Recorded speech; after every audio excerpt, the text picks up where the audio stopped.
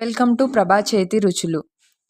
ఈరోజు మనం పాయసం చేస్తున్నాం. దానికి కావాల్సిన పదార్థాలు చూద్దాం. ఫస్ట్ 1/2 లీటర్ పాలు తీసుకోండి, చక్కెర, నెయ్యి, అలాగే బాదం పౌడర్ తీసుకున్న, దాంతోపాటు ద్రాక్షి గోడంబి, అలాగే సేమియా. నేను ఇక్కడ 1/4 కేజీ సేమియా తీసుకున్నాను. ఇప్పుడు ఒక గిన్నె తీసుకొని దానిలో 1/2 లీటర్ పాలు తీసుకొని దానికి తగినన్ని నీళ్ళు వేసుకోండి. నేను ఇక్కడ ఒక గ్లాస్ నీళ్ళు పోసుకున్నాను.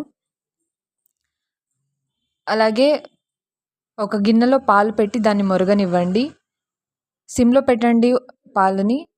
అది మరిగేలోపు మనం ఇంకో పక్కన గిన్నె తీసుకొని దానిలో నెయ్యి వేసి ద్రాక్షి గోడంబిని బాగా వేయించుకుందాం. దాన్ని పక్కన పెట్టుకొని తర్వాత సేమియాలు మనం ఏదైతే తీసుకున్నామో దాన్ని కూడా బాగా వేయించుకోండి నెయ్యిలో.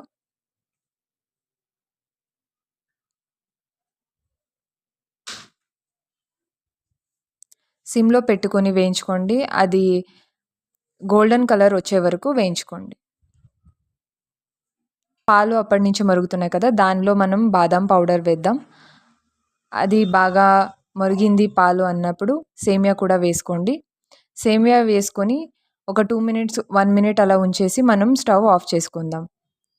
తర్వాత షుగర్ వేసుకోండి. స్టవ్ ఆఫ్ చేసిన తర్వాత షుగర్ వేసుకోవచ్చు మనం.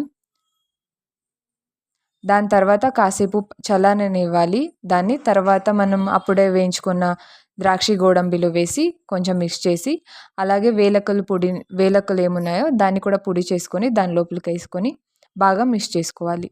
అంతే, tasty payasam ready. Thank you.